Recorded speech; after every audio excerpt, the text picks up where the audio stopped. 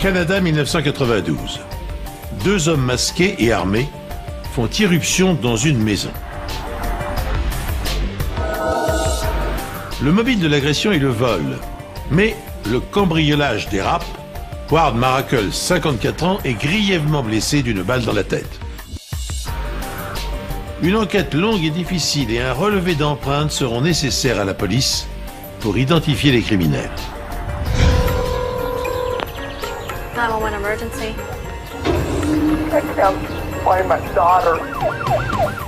À Spokane, dans l'État de Washington, Valérie Jackson, 9 ans, disparaît sans laisser de traces. Elle est recherchée partout, y compris dans les zones montagneuses et boisées. Pour la retrouver, la police va avoir recours à une technologie que l'on ne trouve qu'à des milliers de kilomètres de la surface de la Terre, dans l'espace.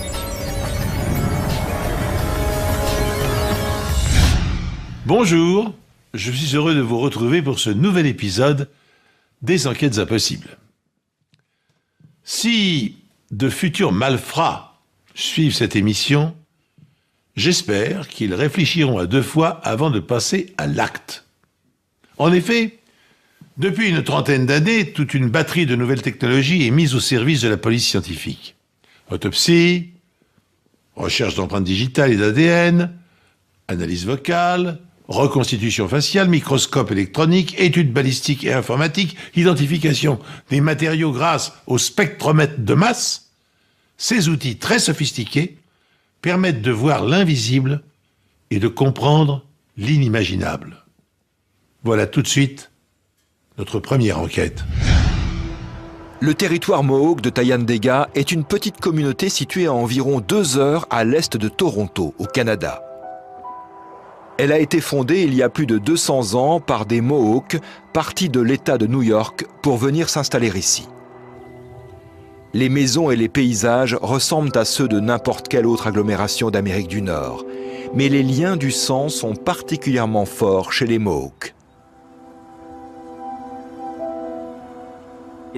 Il n'y a pas de grande différence avec le reste du Canada ou des États-Unis en ce qui concerne ce que j'appellerais, faute de mieux, la culture populaire. En fait, les différences se situent au niveau des gens. Dans cette communauté, beaucoup de gens font partie de la même famille et même sans l'être, ils sont tellement proches que c'est comme une grande famille. Ward et Diane Maracle sont des membres respectés de leur communauté. La petite affaire des Maracle, une station-service avec sa cafétéria attenante, a toujours été un commerce florissant.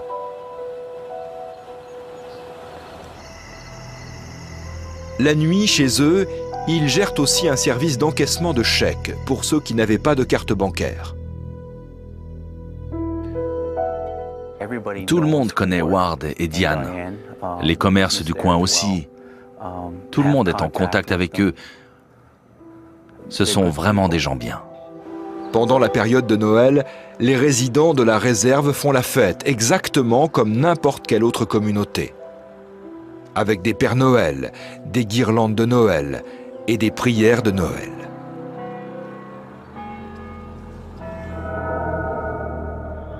Mais au petit matin du 30 décembre 1992, la fête va soudain tourner au drame.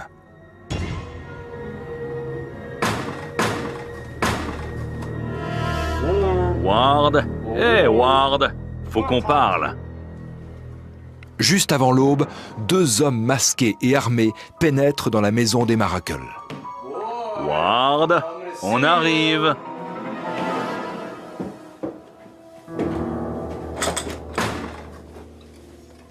Ils montent dans la chambre et leur demandent de l'argent. File-moi le blé. L'un des hommes est armé d'un pistolet 22 mm, l'autre d'un morceau de bois. File-moi le blé. Ward résiste, plusieurs coups de feu retentissent. Quand les tirs cessent, Ward a été touché 3 fois.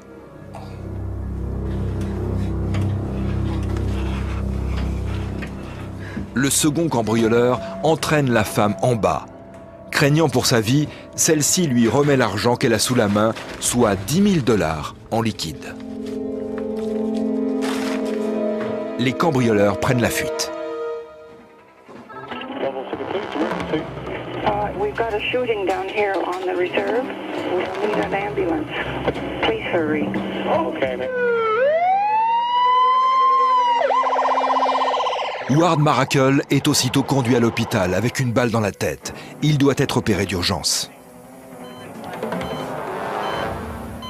La plupart des blessures à la tête vont lui laisser d'irrémédiables séquelles. Les voleurs étant masqués, le seul détail que Diane peut communiquer à la police est que les voleurs ont pris la fuite dans une voiture rouge. Quelques kilomètres plus loin, les enquêteurs vont retrouver les 2 masques ayant servi au cambriolage, une cagoule noire en laine et un masque de déguisement en caoutchouc. À l'intérieur de la maison des Maracle, ils trouvent 3 douilles qu'ils recueillent pour des analyses balistiques. L'arme du crime est de calibre 22 court. Et comme les douilles ont été retrouvées au sol, on peut penser qu'il s'agit d'un pistolet semi-automatique et pas d'un revolver. Comme l'escalier n'a pas de moquette et qu'il y a de la neige dehors, les enquêteurs pensent pouvoir retrouver sur les marches les empreintes laissées par les semelles humides des cambrioleurs. L'escalier est passé à la poudre à empreinte digitale et aussitôt, une empreinte de semelle de basket apparaît clairement.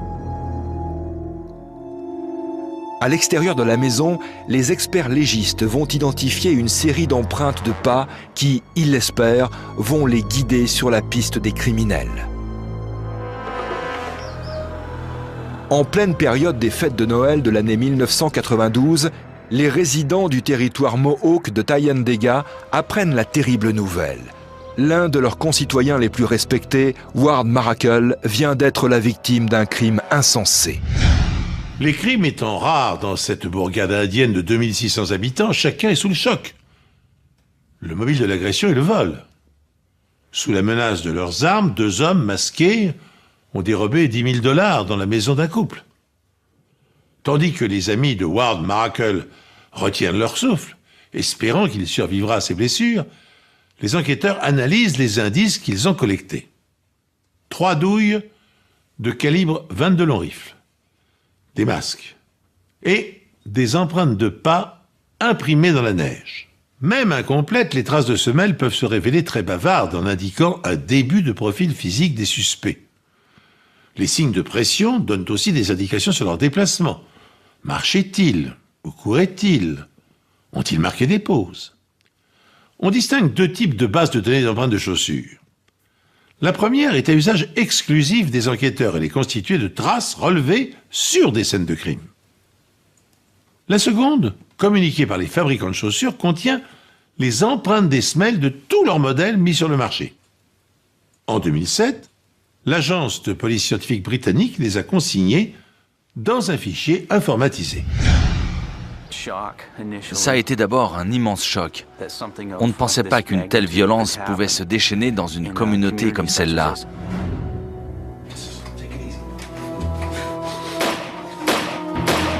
Ward Maracle reçoit 3 balles tirées d'un pistolet de calibre 22. L'une vient se loger directement dans la tête. Mais l'homme a de la chance, il survit. Ses blessures le laisseront malgré tout handicapé à vie. L'expert Jim Eady a pu inspecter la scène de crime. Il note la présence d'un gros morceau de bois sur la table de la cuisine.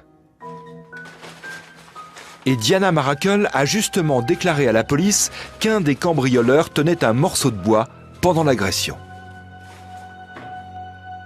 Lorsque l'expert se met à inspecter l'extérieur de la maison, il trouve à l'arrière de celle-ci un chevalet en bois auquel il manque un pied. Il en déduit que les cambrioleurs l'ont arraché pour s'en servir afin de fracturer la porte d'entrée. À proximité du chevalet, clairement visible dans la lumière blanche du soleil de décembre, une trace de pas dans la neige.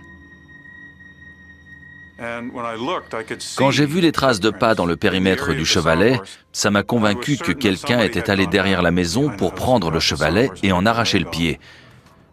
C'était potentiellement une importante pièce à conviction.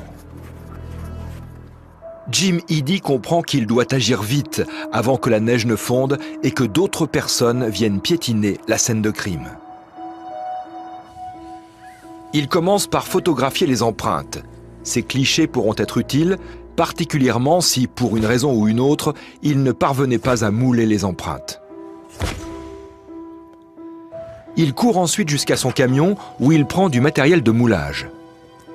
Plusieurs techniques permettent de mouler une empreinte de pas dans la neige, mais si vous ne choisissez pas la bonne, vous risquez de l'effacer définitivement. La neige pose des problèmes, car si on utilise des matériaux de moulage classiques comme le plâtre dentaire, ça pèse vraiment très lourd. Le plâtre dentaire, c'est dur comme de la pierre, et quand vous le posez sur la neige, celle-ci a tendance à s'affaisser sous son poids. L'agent Jim Eady opte pour la technique dite du moulage au soufre. Sur un petit brûleur, il fait chauffer le soufre dans une casserole.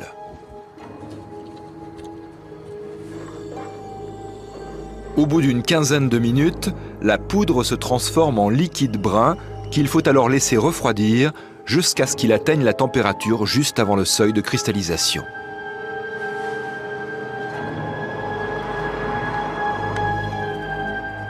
Lorsqu'il est versé sur la neige, le soufre se cristallise aussitôt à son contact et en durcissant, révèle les détails importants nécessaires à l'identification.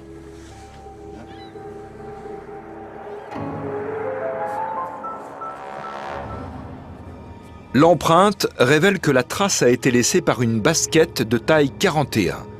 La chaussure semble relativement neuve et présente peu de signes d'usure. Sur le moulage figurent des indices importants sur le cambrioleur, des détails appelés caractéristiques accidentelles. C'est sur la partie de la chaussure qui frotte sur la route et sur le trottoir que se trouvent ces signes distinctifs que nous recherchons. Il ne s'agit pas de simples points, le plus souvent ce sont de minuscules œuvres d'art. Certaines empreintes de pas peuvent être surprenantes. Je me souviens d'une affaire il y a une douzaine d'années qui avait effrayé la chronique à New York. Dans un appartement, une famille de 3 personnes, un couple et leur fille âgée d'une vingtaine d'années, avaient été massacrés. Le lustre du salon avait été arraché et dans les mares de sang qui maculaient le sol, les enquêteurs avaient retrouvé des empreintes de pieds de gorilles. Cette découverte soulevait bien des questions, plus absurdes les unes que les autres. Comment un singe de cette taille avait-il pu se déplacer librement dans la ville? Comment avait-il pu prendre l'ascenseur, pénétrer dans l'appartement? Après avoir analysé la scène de crime, les policiers avaient conclu que l'auteur du triple homicide avait vraisemblablement revêtu un costume de carnaval avant de pénétrer dans l'appartement. Renseignement pris, le fiancé et conduit de la jeune fille avait effectivement loué la tenue grotesque dans un magasin spécialisé la veille du drame. Les pieds en caoutchouc du costume contenant encore de minuscules traces de sang correspondant à l'ADN des victimes, les policiers purent l'inculper et le faire condamner. Mais, dans l'affaire qui nous concerne, les enquêteurs seront-ils aussi chanceux? Les experts remarquent 3 petites entailles sur la semelle, comme si le porteur de la chaussure avait posé le pied sur un petit morceau de câble. Au total, Jim Eady note 10 caractéristiques accidentelles sur le moulage d'empreintes. Celles-ci permettent de distinguer cette basket-ci parmi les milliers d'autres de la même marque et de la même taille, alors en circulation. Sans surprise, l'empreinte de pas retrouvée dehors dans la neige correspond à celle retrouvée sur les marches de l'escalier en bois à l'intérieur de la maison. Nous avions collecté de bons indices, les empreintes de semelles et les douilles. Mais à l'inverse des empreintes digitales qui ne demandent qu'une recherche sur ordinateur pour identifier un suspect, les douilles et les empreintes de chaussures ne servent que si on a déjà un suspect. Mais trouver un suspect ne va pas être chose facile. Le cambriolage à main armée chez les Maracle, dans la réserve Mohawk de Thayendanegea, fait l'objet d'une large couverture à travers toute la presse locale. 2 jours après les faits, un appel anonyme suggère à la police de s'intéresser aux emplois du temps des dénommés Peter Benedict et Frank Lanoux au petit matin de la journée du 30 décembre. Les 2 hommes sont âgés de 21 ans et tous 2 ont un casier judiciaire. Peter Benedict est domicilié à Cornwall, à environ 1 heure de route de la réserve, mais la police n'a aucune adresse connue pour Frank Lanoux. Les enquêteurs se rendent à l'appartement de Peter Benedict avec un mandat de perquisition. Ils remarquent une voiture rouge garée devant chez lui, qui semble correspondre au signalement donné par Diana Maracle dans sa déposition. Peter Benedict réfute toute participation au cambriolage et déclare n'avoir aucune idée d'où Frank Lanoux peut se trouver. Dans l'appartement de Benedict, les enquêteurs trouvent un pistolet de calibre 22, correspondant à la description de l'arme du crime. Ils trouvent aussi plusieurs paires de baskets, mais aucune de la taille et du modèle ayant laissé les empreintes de semelles retrouvées sur la scène de crime. Enfin, la police trouve 250 $ en liquide et Benedict porte à son doigt une bague qui semble être en or massif. Dans la chambre de ce dernier, les enquêteurs vont mettre la main sur la facture de la bague, datée du 31 décembre, soit quelques heures après le cambriolage au domicile des Maracle. Le règlement de 1 100 $ a été effectué en liquide dans une bijouterie d'Ottawa. On est allé à la voiture et on a fouillé le véhicule. Après, on a ouvert le coffre et on a trouvé une boîte à chaussures de marque. Alors là, je me suis dit, les chaussures de marque, les baskets toutes neuves, la bague en or, je pars pour Ottawa. C'est là-bas qu'il faut creuser. Une fois dans le centre commercial, Rick Myers va vite se rendre compte de l'ampleur de la tâche. Il va alors inspecter un à un les magasins de chaussures, demandant aux employés s'ils n'auraient pas récemment eu Benedict ou Lanoux parmi leurs clients. Vous travaillez ici? Oui. Il a déjà fait le tour de tous les chausseurs lorsqu'une piste semble enfin se présenter. Vous le reconnaissez? Oui, il est passé ici il y a quelques jours. Le vendeur du magasin a reconnu Peter Benedict sur la photo.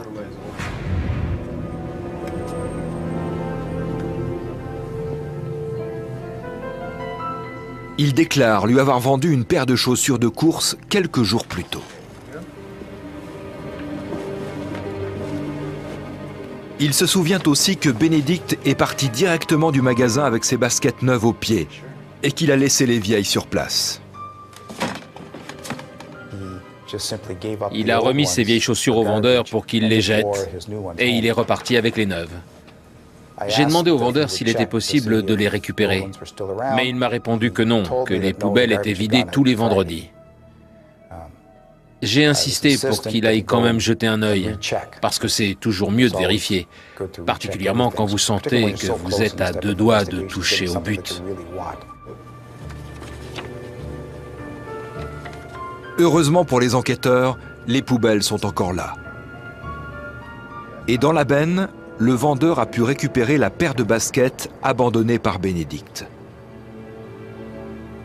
Il est allé voir, et quand il est revenu, il tenait les baskets à la main, avec un sourire au moins aussi grand que le mien. Il s'agit de baskets montantes noires, de la même taille et de la même marque que les traces de semelles de la scène de crime. Mais s'agit-il bien des mêmes? Quand Jim Eady analyse les chaussures récupérées dans la benne à ordures, il identifie 10 caractéristiques accidentelles, exactement les mêmes en termes d'emplacement, de forme et de taille que celles identifiées sur les empreintes de pas laissées dans la neige et dans l'escalier. Les enquêteurs ont procédé méthodiquement pour exploiter avec efficacité le peu d'indices dont ils disposaient. Ils ont aussi bénéficié de l'aide d'un correspondant anonyme. Sans lui, ils n'auraient sans doute jamais pu associer Peter Benedict au vol et à l'agression. Heureuse initiative puisque ce dernier a effectué un achat coûteux dans les heures qui ont suivi le cambriolage. Et les empreintes des semelles de ces vieilles baskets correspondent à celles retrouvées dans la neige autour de la maison du couple. Pour autant, avant de boucler l'affaire, Les policiers doivent encore apporter des réponses aux 3 questions suivantes. Franck Lanoux est-il le complice de Bénédicte? Si c'est le cas, où se cache-t-il? Lequel des 2 suspects a tiré sur Ward Maracle, le blessant grièvement à la tête? Ferme-la et donne le fric.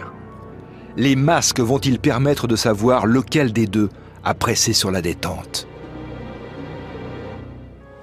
À peine une semaine après le cambriolage chez les Maracle, dans la réserve Mohawk de Thayendanegea au Canada, la police a 2 suspects, Peter Benedict et Franck Lanoux. Benedict est déjà en garde à vue lorsque Lanoux se présente libre au poste de police pour y être interrogé. Les 2 hommes nient en bloc toute implication dans l'affaire, mais les preuves mettant en cause Peter Benedict se multiplient rapidement. Les baskets qu'il a laissées au magasin sont formellement identifiées comme étant celles qui ont laissé l'empreinte sur l'escalier des Maracle et la trace dans la neige à l'extérieur de la maison. L'arme de calibre 22 est en outre testée par la balistique.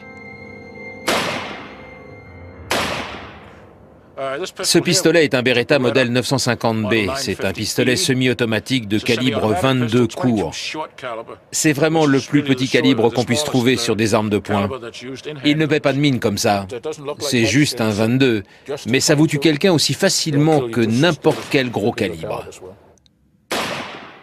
Les balles retirées du corps de Ward Maracle en salle d'opération sont trop déformées pour être analysées. Quand une balle de 22 touche un os, surtout à la tête, elle a tendance à éclater n'importe comment. Les enquêteurs se servent donc des douilles trouvées chez les Maracle pour comparaison.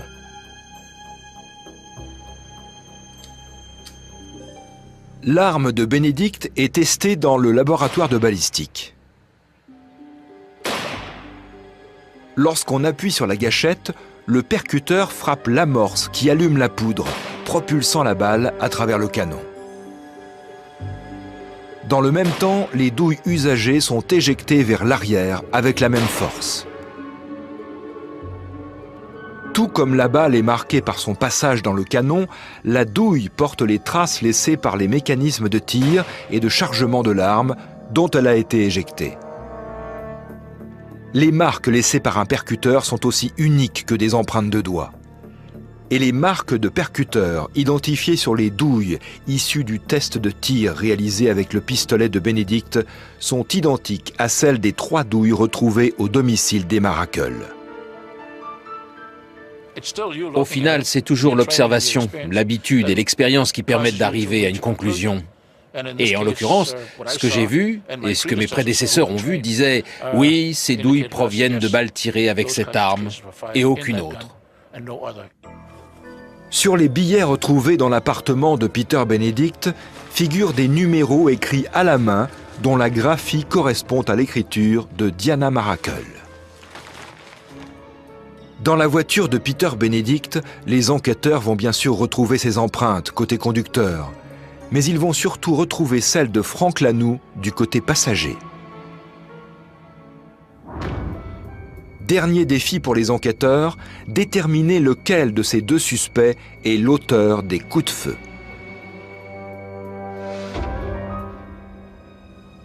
D'après le témoignage de Diana Maracle, l'homme au pistolet portait la cagoule en laine et celui qui portait le masque en caoutchouc tenait le morceau de bois. Les scientifiques ont pu identifier des traces de salive et de mucus à l'intérieur des masques. Et à partir de là, ils sont en mesure d'établir le profil ADN des individus qui portaient les masques. En les comparant ensuite à ceux de Franck Lanoux et de Peter Benedict, la police parvient à déterminer que l'ADN de Peter Benedict correspond à celui trouvé à l'intérieur du masque en caoutchouc et que celui de Franck Lanoux correspond à l'ADN trouvé dans la cagoule. L'auteur des tirs était par conséquent Franck Lanoux. Lorsque Benedict et Lanoux réalisent l'importance des preuves qui pèsent contre eux, ils décident de plaider coupables de voies de fait aggravées et de vol qualifié.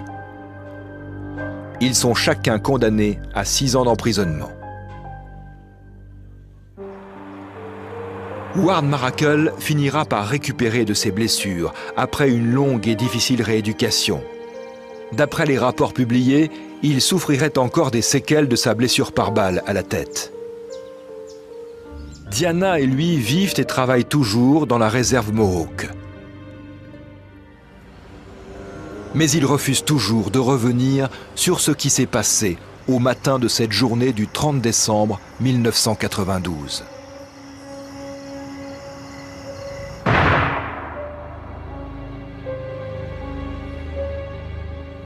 Ça a été une affaire rondement menée, un classique, un des nombreux grands moments de ma carrière. J'ai vraiment apprécié cette enquête. Je me rappelle encore l'excitation que j'ai ressentie en voyant le vendeur débarquer avec la paire de baskets à la main. Je pense que l'empreinte de pas sur laquelle on travaillait a été une preuve majeure. Ça a été une preuve décisive au début de l'enquête. Cette enquête est à bien des égards exemplaire, car elle associe un nombre impressionnant de techniques médico-légales. Analyse d'empreintes de pas, études comparatives de douilles, prélèvement d'ADN sur les cagoules des suspects pour déterminer lequel a fait usage de l'arme, examen graphologique de l'écriture de Mme Maracle sur les billets volés.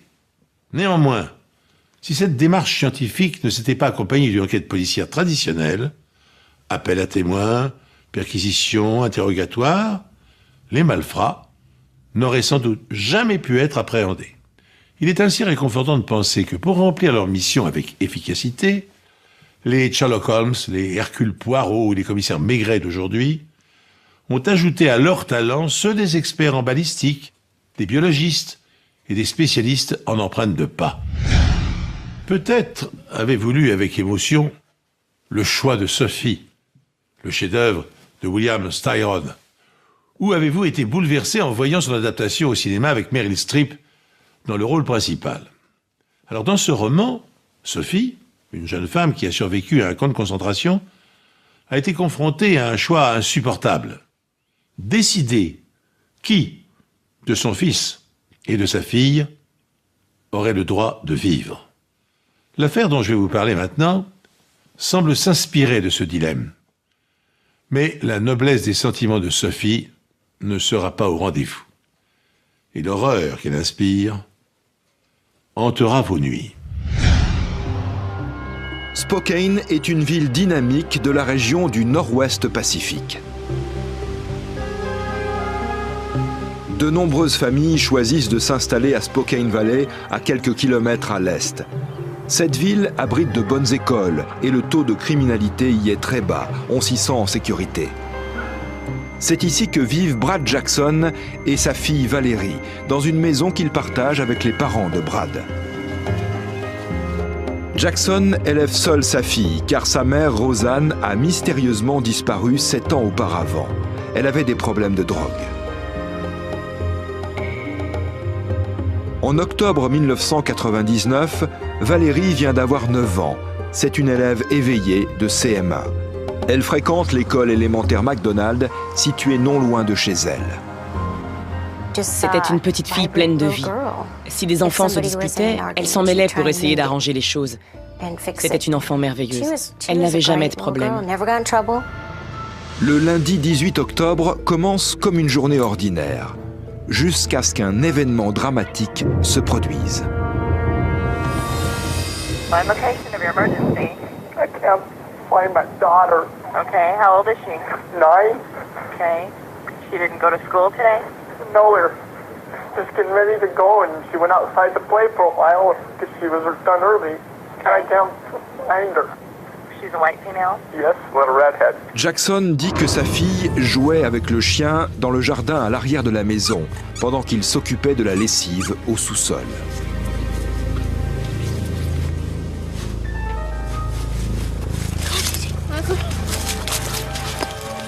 Quelques instants plus tard, il a entendu Valérie sortir par le garage pour partir à l'école.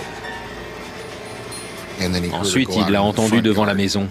Et il a été très précis. Il était exactement 8h32 quand il est sorti et qu'il a vu qu'elle n'était pas là. Il a trouvé son sac à dos par terre sur le pas de la porte.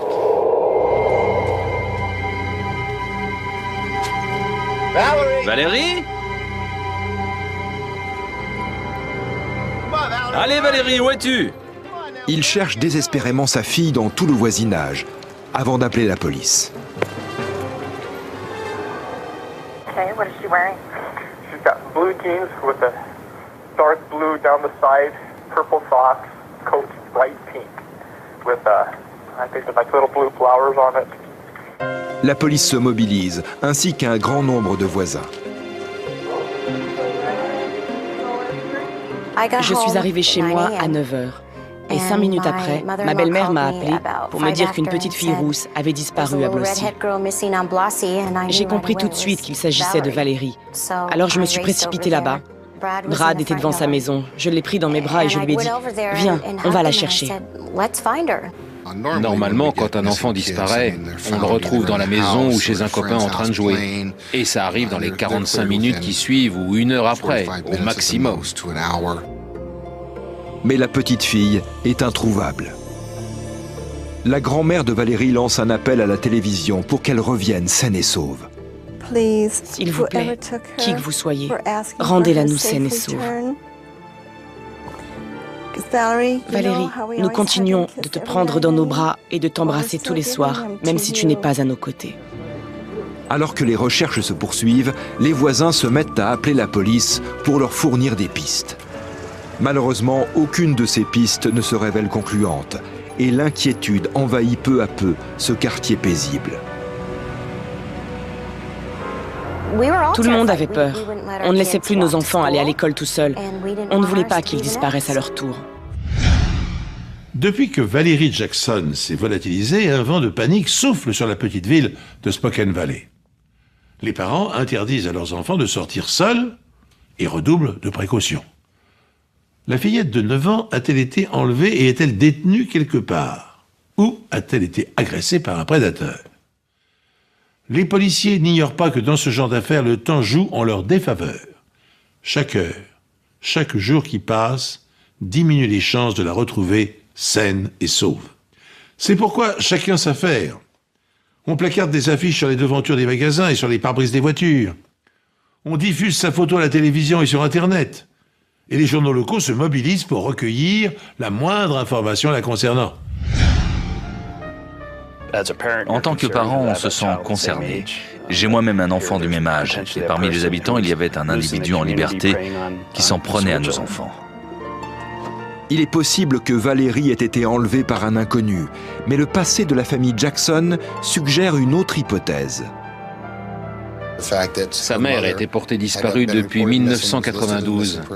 Donc soit sa mère ou quelqu'un agissant pour son compte avait pu enlever Valérie. Mais cela fait 7 ans que personne n'a entendu parler de la mère de Valérie, Rosanne Pleasant. Le frère de Rosanne ne pense pas qu'elle soit impliquée dans cette disparition et il accuse Brad d'être le responsable.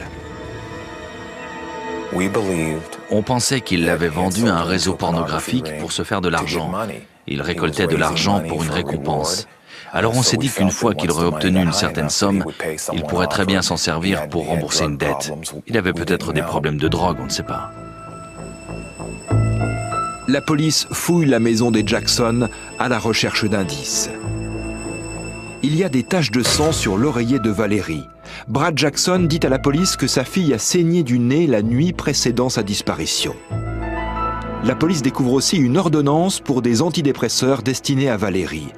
Elle apprend que la petite fille recevait une aide psychologique à cause de la relation houleuse qu'elle avait avec Danette Schroeder, la petite amie de son père. Danette et Valérie se disputaient souvent violemment.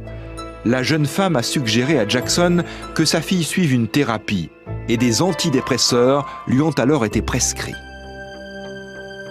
Les experts scientifiques découvrent un autre indice dans le lit de la petite fille. 2 poils roux. Les analyses révèlent qu'il s'agit de poils pubiens et ils pourraient appartenir à Brad Jackson. Ce type de poil a très bien pu se retrouver à la suite d'un banal transfert. Leur présence peut être insignifiante, mais elle peut aussi suggérer des abus sexuels. La police trouve également étrange que Jackson se rappelle en détail ce que portait sa fille quand elle a disparu.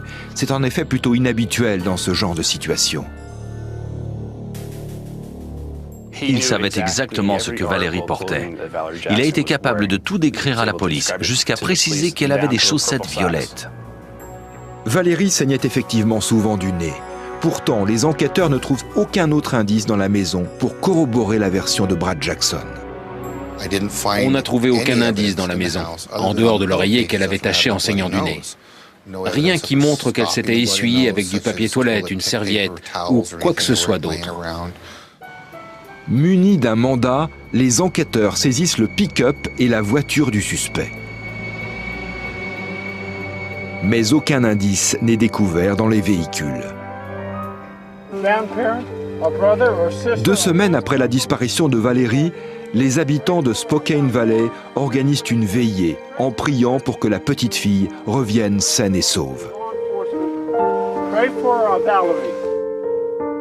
À ce moment-là, peu de gens savent que son père est suspecté par les enquêteurs. Il m'a dit qu'il savait qu'il était suivi par les camions de la télévision, que des voisins le suivaient tout le temps, qu'il devait constamment les semer. Il était devenu paranoïaque à ce sujet. Pourtant, la police, elle, ne suit pas Brad Jackson. Pourquoi? Parce qu'elle n'en a pas besoin. Lorsque les enquêteurs ont examiné les véhicules de Brad Jackson, ils en ont profité pour poser des balises GPS.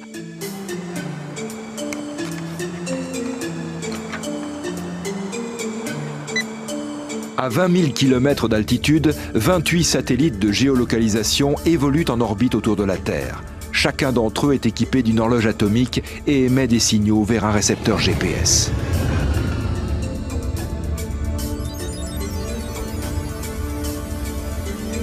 Le récepteur GPS calcule les distances parcourues et le temps de parcours des signaux émis par les satellites. Il traduit ces informations en indiquant une position dont la précision est inférieure à 20 mètres. Le récepteur GPS enregistre notre position. Si on va à un autre endroit, il va recalculer la position toutes les secondes et saura exactement où l'on se trouve et à quel moment, à la milliseconde près. Grâce à cette technologie, la police peut surveiller les allées et venues de Jackson sans avoir à le suivre.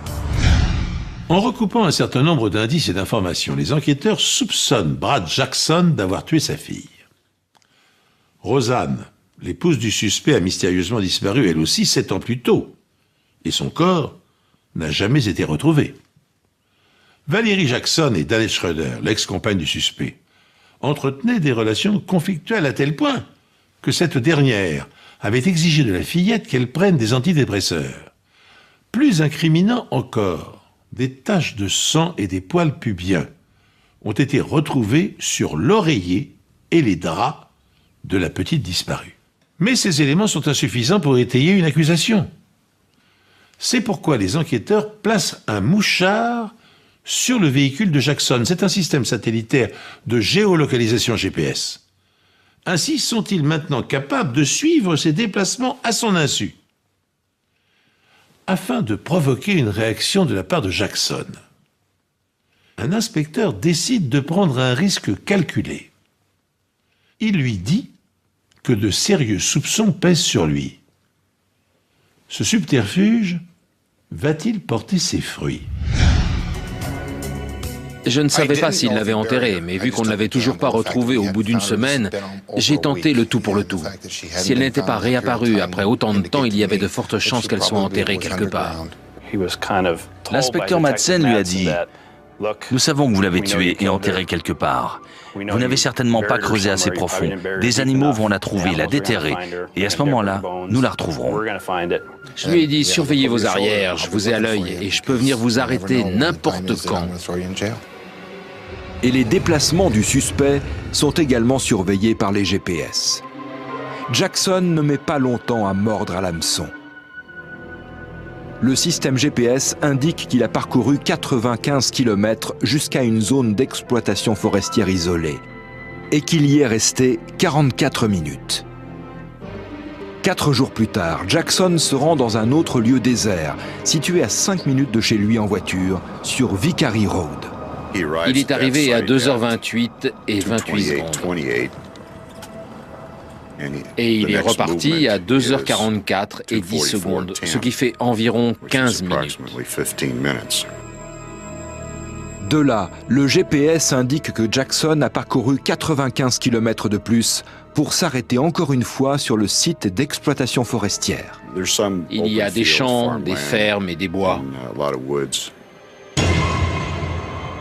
Lorsque la police se rend à Vickery Road, des chiens spécialisés dans la détection de cadavres se dirigent immédiatement vers un trou peu profond. À l'intérieur, il n'y a que 2 sacs plastiques et du ruban adhésif sur lequel se trouvent plusieurs cheveux roux. Les policiers se rendent ensuite à 95 km de là, sur le site d'exploitation forestière. Sur place, les chiens marquent un endroit où la terre a été récemment retournée. C'est une fosse, plus profonde que l'autre, et dedans se trouve la petite Valérie, allongée face contre terre.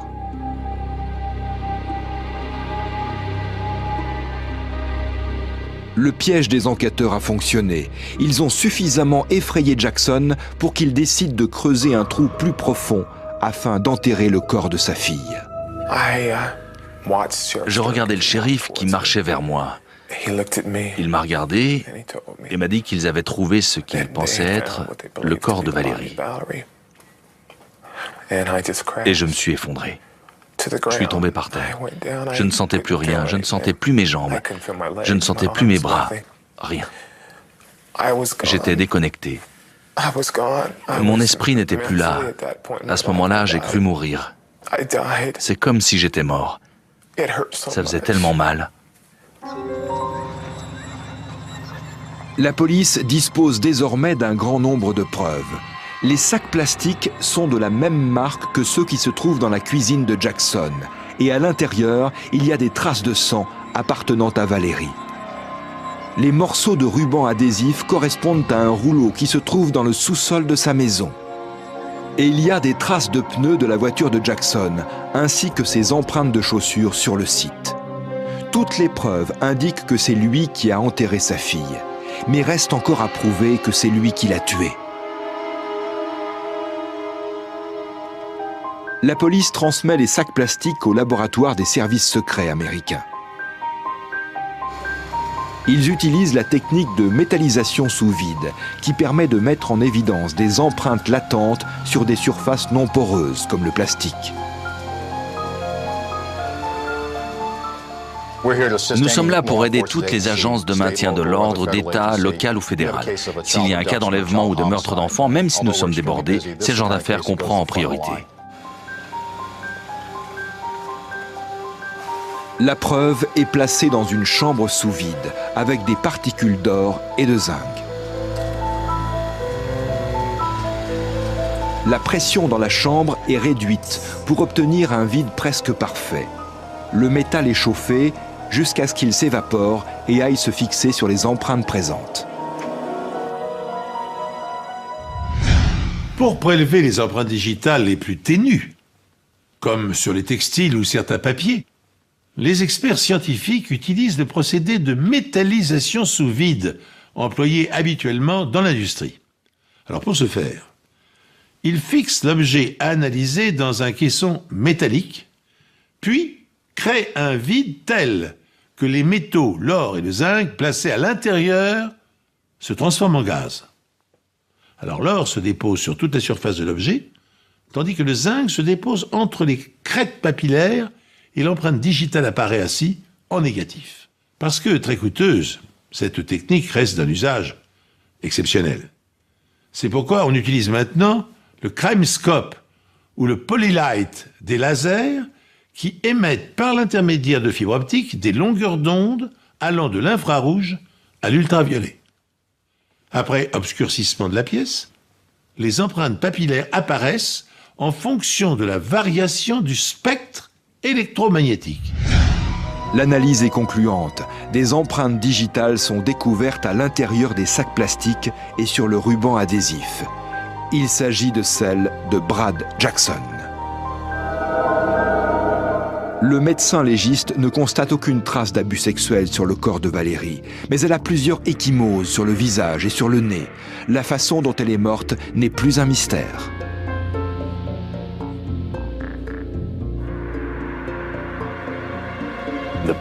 L'oreiller qui a été trouvé dans sa chambre avait 2 taches de sang dessus, ce qui était cohérent avec le fait que quelqu'un ait pressé l'oreiller sur son visage et qu'elle ait saigné du nez.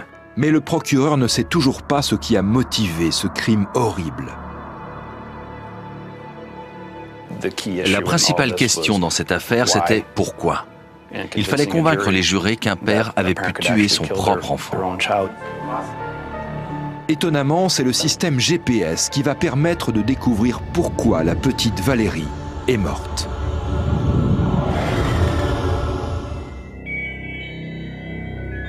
Presque un an après la disparition de Valerie Jackson, son père est jugé pour son meurtre. Guidés jusqu'au corps grâce au système GPS, les enquêteurs ont été capables de retracer les événements.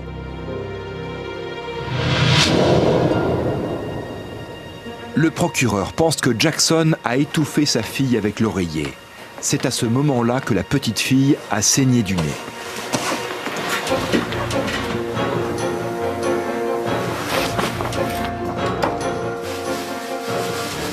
Il a enveloppé sa tête dans un sac plastique par terre. Ensuite, il a habillé sa fille. C'est pour cela qu'il savait exactement ce qu'elle portait, jusqu'à la couleur de ses chaussettes.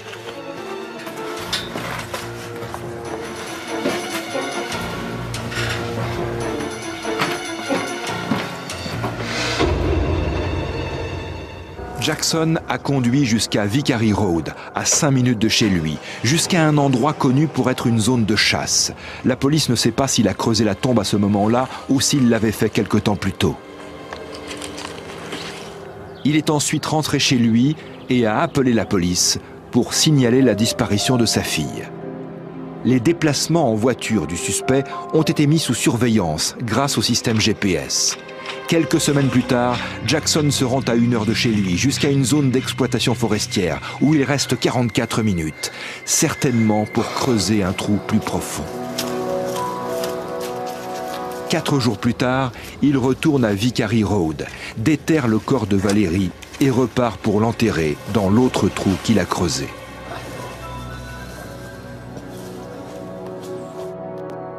Mais pourquoi Jackson a-t-il tué sa fille ? C'est le système GPS qui va fournir la réponse. Alors qu'il faisait des allées et venues pour enterrer le corps de sa fille, Jackson n'a pas cessé de se rendre au domicile de son ancienne petite amie, Danette Schroeder. Même s'ils étaient séparés, Jackson continuait de la suivre. Il était carrément obsédé par cette femme. Et ça n'a fait que s'aggraver, jusqu'à ce que le lien qu'il avait avec elle devienne plus important que la vie de sa fille. Je pense qu'il était arrivé à un point où il avait compris que Valérie ne changerait pas d'avis sur Danette. Et comme il voulait absolument Danette, Valérie était devenue encombrante. La première chose que Brad Jackson ait faite après son arrestation, c'est d'appeler Danette Schroeder de la prison pour la demander en mariage. Sa première réaction à elle a été de changer les serrures de sa maison. Le procureur Jack Driscoll a fait de cette enquête une affaire personnelle. C'est un père. Il était censé protéger son enfant. Il était censé veiller sur elle et il a fini par la tuer. Il l'a enterrée face contre terre dans un trou, comme s'il n'en avait rien à faire. Son crime m'a profondément indigné. Il fallait que je m'occupe de cette affaire. Il le fallait. Jackson, avez-vous reçu la copie du document avec votre motif d'inculpation, meurtre avec préméditation? Qu'allez-vous plaider dans cette affaire? Non coupable. Lors de son procès, Brad Jackson ne nie pas avoir creusé les trous pour enterrer Valérie. Mais il prétend que la mort de sa fille était un accident, qu'il l'a découverte après une overdose de médicaments. Il a pensé qu'on le rendrait responsable, il a paniqué et a décidé de l'enterrer.